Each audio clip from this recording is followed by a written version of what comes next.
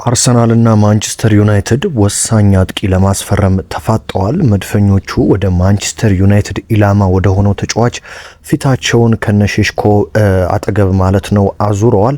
ይህንን ተጫዋች ከዩናይትድ ቀምተው ያገኛሉ ወይስ ዩናይትድ ይቀድማቸዋል? የበርካቶች ጥያቄ ሆኗል። አሁንም የካታላኑ ክለብ ባርሴሎና ሌላ ተጫዋች ደግሞ ከአርሰናል እፈልጋለሁ እያለ ነው። የአርሰናል ተጫዋቾች ላይ እንግዲህ ባርሴሎና ትኩረት አድርጓል። ይህኛው ተጫዋች ግን የትኛውም የአርሰናል ደጋፊ ከመድፉ ቤት እንዲለቅ የማይፈልገው ተጫዋች ነው። ታዲያ ባርሴሎና በነፃ ዝውውር ይህንን ተጫዋች አገኘዋለሁ ብሎ እየተንቀሳቀሰ ይገኛል። የዝውውር መስኮቱ ተጧጡፏል። ውድ አድማጭ ተመልካቾቼ አብርሃም ፍቅሬ ነኝ። የዕለቱን ወሳኝ መረጃ ወደ እናንተ ለማድረስ የስቱዲዮ ሰዓቴን አክብሬ ተገኝቻለሁ። ብዙዎቻችሁ ሰብስክራይብ ሳታደርጉ የምትመለከቱ አንድ ጊዜ እስኪ ሰብስክራይብ አድርጉ። ይህን ቪዲዮ ለበርካቶች እንዲደርስ ላይክ በማድረግ ጀምሮ ባርሴሎና እንግዲህ ዘንድሮ ደግሞ የአርሰናል ተጫዋቾች ላይ ትኩረት አድርጓል። ትላንትና በሰራውላችሁ ዘገባ ማርቲኔሊን እንግዲህ ባርሴሎና በጥብቅ እየፈለገው እንደሚገኝ ነግሬያችሁ በርካቶቻችሁ የተለያዩ ሀሳቦች ሲሰጡ ነበር። ዛሬ የወጣው መረጃ ደግሞ ሌላ ለአርሰናል ደጋፊዎች ምናልባትም አሳሳቢ ሊሆን የሚችል ተጫዋችን እንግዲህ ባርሴሎና በይፋ ጥያቄ አቅርቧል። ይህ ግን እጅግ ከባድ የሚሆነው ደግሞ ባርሴሎና ተጫዋቹን በነፃ ዝውውር ነው ለማስፈረም እየተንቀሳቀሱ የሚገኙት። እኔ ከጠየቃችሁኝ ይህ ተጫዋች ለአርሰናል ደም ስር ወይም ደግሞ የአርሰናል ዋናው ተጫዋች ነው። ብዙዎችም እንግዲህ ዘሚድፊልድ ቲታኒየም ወይም ደግሞ የአርሰናል የመሃል ሜዳ ደም ስር ሲሉ የሚጠሩት ጥቁሩ ጋናዊው ኮከብ ቶማስ ፓርቲን ባርሴሎና በነፃ የዝውውር መስኮት ለማስፈረም ጥያቄ እያቀረበ ነው። እንደምታውቁት ይህ ተጫዋች እንግዲህ ውሉ ይጠናቀቃል። ታዲያ በርካቶች ቶማስ ፓርቴ ያስፈልገናል፣ ማርቲን ዙቤሜንዲ ቢመጣም ቶማስ ፓርቴ ፕሪሚየር ሊጉን በደንብ ያውቀዋል፣ እሱ ሲሰለፍ ነው አርሰናል በነፃነት የመሃል ሜዳውን እየዋኘበት እያሸነፈ የሚወጣው፣ እሱ በሌሉበት ጨዋታዎች አርሰናል ነጥብ ሲጥል ተመልክተናል። ስለዚህ አርቴታ እንደምንም ይህንን ተጫዋች ማቆየት አለበት። አንድሬ ቤርታም ቢሆኑ ቶማስ ፓርቲ እንዲቆይ መስራት አለባቸው። ጥሩ ተቀያሪ ተጫዋች መሆን ይችላል የዙቤሜንዲ። እንዲያውም አልፎ አንዳንዶች ቋሚ ነው መሆን ያለበት ዙቤሜንዲ ፕሪሚየር ሊጉን እስኪለምድ ድረስ ቶማስ ፓርቲ ቋሚ መሆን ያለበት። ስለዚህ አርቴታ በጭራሽ ይህንን ተጫዋች ሊለቀው አይገባም ሲሉም ነበረም። ቶማስ ፓርቲ በነገራችን ላይ እኔም የምስማማበት አርሰናል ቶማስ ፓርቲ በተከላካይ አማካይ ወይም ደግሞ በዲፌንሲቭ ሚድፊልድ ላይ ራይስና ኦዲጋርድን ከፊቱ አድርጎ ሲያሰልፍ አርሰናል ብዙ ጨዋታዎችን በነፃነት አሸንፎ ይወጣል። በማድሪድ ጨዋታም ይህንን ተመልክተናል። በፓሪስ ሰን ጀርሜን ጨዋታ ቶማስ ፓርቲ አለመኖሩ አርሰናልን ምን ያህል እንደጎዳው አይተናል። ቶማስ ፓርቲ ደግሞ ሲመለስ ፈረንሳይ ሜዳ ድረስ ሄደው እንግዲህ ፒኤስጂን እንዴት እንዳስጨነቁ አርሰናሎች ተመልክተናል። ስለዚህ ቶማስ ፓርቲ ለአርሰናል ወሳኙ ተጫዋች ነው በሚለው በደንብ ልንስማማ እንችላለን። እንደውም አንዳንድ የአርቴታ በጉዳት ምክንያት ቶማስ ፓርቲን ወደ ኋላ ስቦ ተከላካይ ሲያደርገው አርሰናል በነዛ ብዙ ጨዋታዎች ነው እንግዲህ አቻ እየወጣ ዘንድሮ ነጥብ ለመጣል የተገደደው እንጂ ቶማስ ፓርቲ መሀል ላይ በተሰለፈባቸው ጨዋታዎች በርካታ ነጥቦችን መድፈኞቹ ማሳካት ችሏል። ታዲያ ባርሴሎና ይህንን ተጫዋች እንግዲህ የባርሴሎና ተወካዮች ከቶማስ ፓርቲ ሰዎች ጋር በነፃ ዝውውር ዙሪያ ንግግሮች እንደከፈቱ ተረጋግጧል። በኤምሬትስ የወደፊት ቆይታው አሁንም ድረስ ግልጽ አይደለም። የቶማስ ፓርቲ ከባርሴሎና በተጨማሪ ፓርቲን እንግዲህ የሳውዲ ክለቦች ፍላጎትን ስቧል። ግን የመጀመሪያውን ከባድ እንቅስቃሴ ያደረጉትና ግፊት እያደረጉ የሚገኙት ባርሴሎናዎች እንደሆኑ ተረጋግጧል ማለት ነው። ኤፍሲ ባርሴሎና እንግዲህ ቶማስ ፓርቲን በነፃ ዝውውር ለማስፈረም የባርሳ ተወካዮች ከቶማስ ፓርቲ ጋር ስለ ዝውውር ጉዳይ ንግግር እንደጀመሩ ራህማን ኦስማን ነው እንግዲህ በሰበር መረጃ የዘገበው ማለት ነው። ቶማስ ፓርቲ ከዚህ በፊት በስፔን ላሊጋ ተጫዋች እንደነበረ እናስታውሳለን በአትሌቲኮ ማድሪድ ቤት።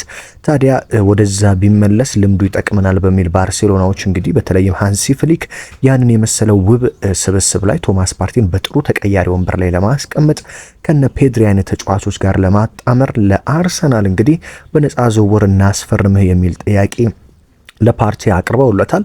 ነገር ግን አርቴታ እዚህ ጋር ስህተት ይሰራሉ ተብሎ አይጠበቅም። ምክንያቱም ባለፉት 3 ዓመታት አርቴታ መልቀቅ የሌለባቸውን ተጫዋቾች እየለቀቁ ደግሞ አርሰናልን የማይመጥኑ ሰዎች እያስፈረሙ ዋንጫ ለማጣት ምክንያት እንግዲህ ብዙዎች ጣታቸውን ይጠቁማሉ። ቀጣይ ዓመት አርሰናል ይህንን ስህተት የሚደግም ከሆነ በእርግጠኝነት ከባድ ጊዜ ይሆናል ማለት ነው። በተለይም አርሰናል እንደምታስታውሱት አምና ምንም አይነት የተሻለ አጥቂ ሳያስፈርም እነ ኔልሰንን እነ ስሚዝሮውን እነ ኒኬታን ማጣቱ ምን ያህል ዘንድሮ እንደጎዳው አይተናል። ብዙ ተጫዋቾች ሲቀመጡ በጉዳት ምክንያት እንግዲህ እነ ስሚዝሮውና ኒኬታ ቢኖሩ ኖሮ ምን ያህል ግልጋሎት ለአርሰናል ይሰጡ እንደነበር ማወቅ ይቻላል። እነ ኒኪታ በክሪስታል ፓላስ ቤት የሰሩትን አይተናል። ዋንጫ አግኝተዋል። ስሚዝሮ በፉልሃም ቤት በርካታ ግቦችን አስቆጥሯል። ስለዚህ አርቴታ እነዚህን ስህተቶችን በቶማስ ፓርቴ ላይ ይደግማሉ ተብሎ ነው የማይጠበቀው። ስለዚህ ቶማስ ፓርቴ ባርሴሎና ቢፈልገውም መድፈኞቹ ውሉን ለማራዘም እየተንቀሳቀሱ ነው። የትኛው ይሳካል? ወደ ባርሳ ይሄዳል ወይስ በመድፉ ቤት ይቆያል የሚለው እንግዲህ በሚቀጥለው ሳምንት በተለይም በዚህ አንድ ሳምንት ውስጥ ምላሽ የሚያገኝ ነው የሚሆነው ማለት ነው። ሌላኛው አርሰናልና ማንቸስተር ዩናይትድ በከፍተኛ ሁኔታ የተፋጠጡበት ተጫዋች ማን ነው ካላችሁኝ የብሬንትፎርዱ አጥቂ ሙቤሞን ነው። እንግዲህ ይህ አጥቂ እንግዲህ የመላጣ ጺማም አጥቂ ብዙዎቻችሁ ታውቁታላችሁ። በብሬንትፎርድ እንግዲህ ከዊሳ ጋር ምን ያህል ድንቅ ዓመት እያሳለፈ እንደሚገኝ ብዙዎቻችሁ አይታችኋል። በተለይም ሙቤሞ አርሰናልን ለአርሰናል አጫወት ይሆናል የሚሉ ከፍተኛ ወሬዎች እየተሰሙ ነው። ይህንን የዘገበው በነገራችን ላይ ፋብሪዚዮ ሮማኖ ነው። ፋብሪዚዮ ሮማኖ እንደዘገበው ከሆነ አርሰናል ሙቤሙን የሚፈልጉት እንግዲህ ኒውካስትል እና ማንቸስተር ዩናይትዶች ናቸው። ታዲያ አርሰናል ሁለቱን ቡድኖች ተቀላቅሎ ፉክክር ውስጥ ገብቷል እና ብሪያን ሙቤሙን ለማስፈረም አርሰናሎች ከፍተኛ ፍላጎት አላቸው። ምክንያቱ በአጥቂ ስፍራ ላይ ጥሩ ተቀያሪ ወንበር ላይ የሚያስቀምጡት አጥቂ ይፈልጋሉ። እንደዚሁም ደግሞ የአንዳንድ አጥቂዎች ዝውውር ካልተሳካላቸው ይህንን ተጫዋች ወደ ኤሚሬትስ በማምጣት ጥሩ ተፎካካሪ መሆን ይፈልጋሉ መድፈኞቹ ሲል እንግዲህ ፋብሪዚዮ ሮማኖ እንግዲህ ተናገረ ነው። በዙር መረጃዎች ላይ እንደምታውቁት ይህ ጋዜጠኛ ሲናገር ብዙ ጊዜ ወደድንም ጠላንም ዝውውሩ እውን የሚሆንበት ነገር አለ። ስለዚህ ብሪያን ሙቤሙን እንግዲህ ሩበን አሞሪምም አርቴታም በጣም በጥብቅ ይፈልጉታል። በተለይም በመልሶ ማጥቃት ላይ ያለው ፍጥነት እንደዚሁም የአየር ላይ ኳሶች ብትሉ ሙቤሙ እጅግ በፕሪሚየር ሊግ ውስጥ ከሚገኙ ጥራት ያላቸው አጥቂዎች ውስጥ አንዱ ነው። ታዲያ አርሰናል ከማንቸስተር ዩናይትድ ጋር ይህንን ፉክክር ዘግየት ብሎ ተቀላቅሏል። ብዙዎች እንግዲህ ሙቤሙ ዩናይትድን ለመቀላቀል ተስማምቷል የሚሉ መረጃዎች እየዘገቡ የነበረ ቢሆንም ዩናይትድ ግን በቶትናም ከተሸነፈና ከኢሮፓ ሊግ ፍጻሜ ዋንጫውን ካጣ በኋላ ወደ ሻምፒዮንስ ሊግ እንደማይገባ ሲረጋገጥ ሙቤሙ ሀሳቡን ሊቀይር ይችላል። ሻምፒዮንስ ሊግ የሚሳተፍ ቡድንን ሊመርጥ ይችላል የሚሉ ሀሳቦች ተሰምተዋል። በዚህም እንግዲህ አሁን ዩናይትድ ሻምፒዮንስ ሊግ አይሳተፍም። ስለዚህ ሙቤሙ ሻምፒዮንስ ሊግ መሳተፍ ከፈለገ የሚመርጠው ወይ ኒውካስትል ዩናይትድን ነው ወይ ደግሞ አርሰናልን ነው። በሁለቱም ቤት እንግዲህ ተቀያሪ ወንበር ላይ ተቀምጦ የመጫወት እድል ነው የሚኖረው። ምክንያቱም በኒውካስትል ቤት በርካታ ከሱ የተሻሉ አጥቂዎች እንደሚገኙ ይታወቃል። ወደ አርሰናል ቤትም ሲመጣ ሚኬል አርቴታ በቀጥታ ቋሚ ላይ ያደርጉት እንደሚችሉ ይታወቃል። ስለዚህ ቋሚ ሆኖ መጫወት ከፈለገ ወደ ዩናይትድ፣ ሻምፒዮንስ ሊግን መሳተፍ ከፈለገ ደግሞ ወይ አርሰናል ወይ ኒውካስትልን ዩናይትድን ይመርጣል ተብሎ ነው የሚጠበቀው። ነገር ግን አርሰናል በአሁኑ ሰዓት ከቤንጃሚን ሼሽኮና ቪክተር ዩክሬሽ ንግግር ጎን ለጎን ሙቤሙን እንግዲህ ለማስፈረም ደግሞ ከፍተኛ እንቅስቃሴ እያደረገ እንደሆነ ነው የተሰማው። ስለዚህ ዩናይትድና አርሰናል ፉክክር ላይ ናቸው። ማን ተጫዋቹን ያገኛል የሚለውም ደግሞ በዚህ ሳምንት ውስጥ እንደሚወሰን ፋብሪዚዮ ሮማኖ ዘግቦታል ማለት ነው። በሌላ በኩል አሁንም አርሰናልና ማንቸስተር ዩናይትድ በአንድ ግብ ጠባቂ ደግሞ ተፋጠዋል። ይህ ግብ ጠባቂ እንግዲህ የአርሰናል የቀድሞ ግብ ጠባቂ ነው። እኔ በግሌ እጅግ ከማደንቃቸው በተለይም ደግሞ በአርጀንቲና ብሔራዊ ቡድን በኳታሩ 2022 የዓለም ዋንጫ ያሳየው ብቃት ሁል ጊዜ ትንግርት የሚሆንብኝ ለአርጀንቲና የዓለም ዋንጫ ማሳካት ዋነኛ ምክንያት ብዬ ከምጠቅሰው አንዱ ኤሚሊያኖ ማርቲኔዝ ነው። ይህ እንግዲህ የኡናይ ኤምሬ የአስቶን ቪላው በረኛ ዘንድሮ ከአስቶን ቪላ ጋር እንደሚለያይ ተሰምቷል። ማርቲኔዝ በነገራችን ላይ በግብ ጠባቂነቱ ብዙዎች ያደንቁታል። በአርጀንቲና ብሔራዊ ቡድን እንግዲህ ፈረንሳይ ልታሸንፍ የኮሎሙዋኒን ኳስ ያወጣበት መንገድ ደግሞ ብዙዎች ያስታውሱታልና ኤሚሊያኖ ማርቲኔዝን እንግዲህ አሰልጣኝ ሩበን አሞሪም የማንቸስተር ዩናይትዱ በቀጣይ ዓመት የአንድሬ ኦናና ምትክ አድርገው ወደ ዩናይትድ ቤት ወደ ቲያትር ኦፍ ድሪምስ ለማምጣት ይፈልጋሉ።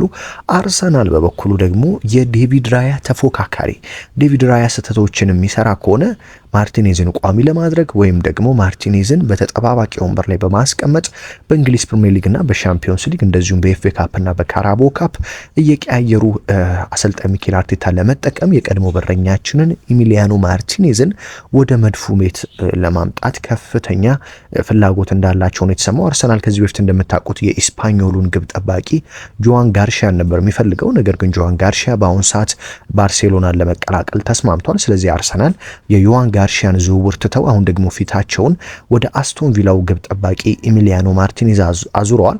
ስለዚህ ይህ ተጫዋች አርሰናልን ይመርጣል የቀድሞ ቡድኑን ወይስ ዩናይትድን ይመርጣል የሚለው የብዙዎች ጥያቄ ቢሆንም አርሰናልና ዩናይትድ እንግዲህ በእነዚህ ሁለት ተጫዋቾች ዝውውር ላይ ተፋጠዋል። የመጀመሪያው ምቤሙ ነው፣ ሁለተኛው ደግሞ ኢሚሊያኖ ማርቲኔዝ ነው። አርሰናል እንደምታውቁት ከራያ ውጪ የተሻለ ግብ ጠባቂ ያስፈልገዋል። ምክንያቱም አሁን ማንቸስተር ሲቲ ቤት ብትመጡ ኤደርሰን አለ፣ ኦርቴጋ አለም።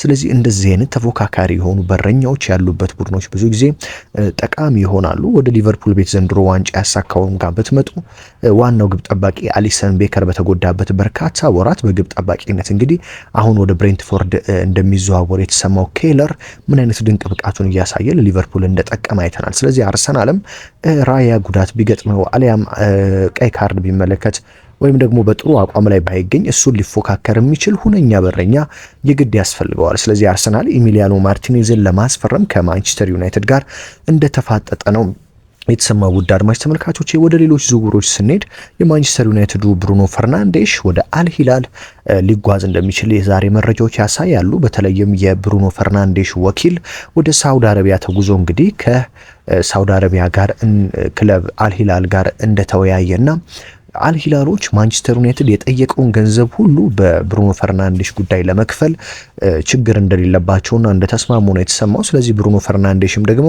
እድሜው ከመግፋቱ አንጻርና ከቀረበለት አጓጊ ገንዘብ አንጻር ወደ ሳውዲ አረቢያ ሊጓዝ እንደሚችል ተሰምቷል ማለት ነው። በሌላ በኩል ማንቸስተር ሲቲ አሁንም የሊዮኑን አጥቂ ቼርኪን ለማስፈረም ከስምምነት እንደተቃረበና በዚህ ሳምንት ውስጥ የሕክምና ምርመራውን የሊዮኑ አጥቂ ቼርኪ አድርጎ ወደ ፔፕ ጋርዲዮላው ሰራዊት ውሃ ሰማያዎቹ እንደሚቀላቀል ተሰምቷል ማለት ነው። በሌላ በኩል ሊቨርፑል የባየር ሊቨርኩሰን ዊርዝን ለማስፈረም አሁንም ከፍተኛ እንቅስቃሴ ላይ ነው የሚገኘው። የዊርዝ ዝውውር ውስብስብ ነው። ምክንያቱም ባየር ሊቨርኩሰኖች ለዚህ የመሃል ሜዳ ጀርመናዊ ኢንተርናሽናል ድንቅ ተጫዋች ከፍተኛ ገንዘብ ይጠብቃሉ። በተለይም ሊቨርፑል 130 ሚሊዮን ፓውንድ ቢያቀርብም ሊቨርኩሰኖች ግን ውድቅ እንዳደረጉትና ከገንዘቡ በተጨማሪ ተጫዋች እንደሚፈልጉ በዝውውሩ ላይ ተጫዋች እንዲቀላቀልላቸው እንደሚፈልጉ ለሊቨርፑሎች እንዳሳወቁ ነው የተሰማው ማለት ነው። በነገራችን ላይ በርካታ የዝውውር መረጃዎች እለት ይወጣሉ። እኔ ደግሞ እንዲህ በአማረ መልኩ ታማኝነት ያላቸው ነው የዝውውር መረጃዎች ወደ እናንተ አቀርባለሁ። ብዙ የዝውውር መረጃዎች ቢኖሩም አብዛኞቹ ወሬ ስለሆኑ ትክክለኛ ምንጭ ያላቸው ነው ወደ እናንተ የማቀርበው። ቻናላችን በአጭር ጊዜ ተወዳጅነትን አትርፈዋል። ቤተሰብ ስለሆናችሁ ከልብ ነው የማመሰግነው። አሁንም ለዚህ ቻናል አዲስ የሆናችሁ ሰዎች የስፖርት አፍቃሪያን በየዕለቱ ወሳኝ ስፖርታዊ ጥንክሮችን ለመስማት ሰብስክራይብ በማድረግ ቤተሰብ እንድትሆኑ በአክብሮት ልጋብዛችሁ። ሀገር ውስጥም ከባህር ማዶ የምትገኙ ውድ አድማጭ ተመልካቾች ከልብ እያመሰገንኩ በተለይም በኮመንት ደግሞ ጊፍትም እየሰጣችሁ የምታበረታቱ ስላላችሁ እናንተን ከልብ ማመስገን እፈልጋለሁ። በሌላ መረጃ በሌላ የዝውውርና ወሳኝ ጥንክር እስከምንገናኝ ድረስ በያላችሁበት ሰላም ተመኘሁላችሁ።